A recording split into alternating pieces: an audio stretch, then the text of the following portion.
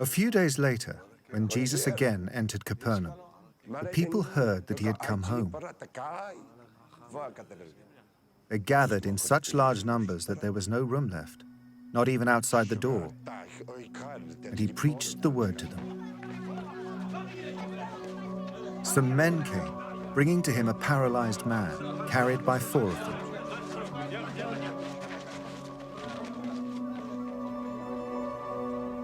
Since they could not get him to Jesus because of the crowd, they made an opening in the roof above Jesus.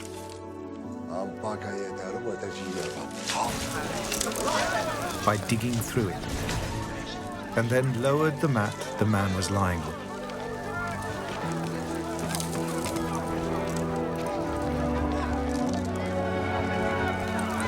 When Jesus saw their faith, he said to the paralyzed man, "Son, your sins are forgiven." Now, some teachers of the law were sitting there, thinking to themselves, "Why does this fellow talk like that? He's blaspheming. Who can forgive sins but God alone?" Immediately, Jesus knew in his spirit that this was what they were thinking in their hearts. And he said to them, "Why are you thinking these things?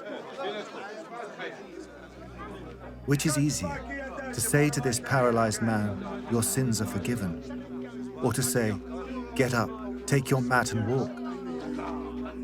But I want you to know that the Son of Man has authority on earth to forgive sins." So he said to the man, "I tell you, get up, take your mat, and go home."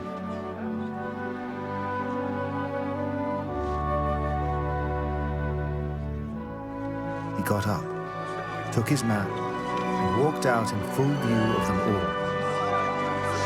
This amazed everyone, and they praised God, saying, "We've never seen anything like this."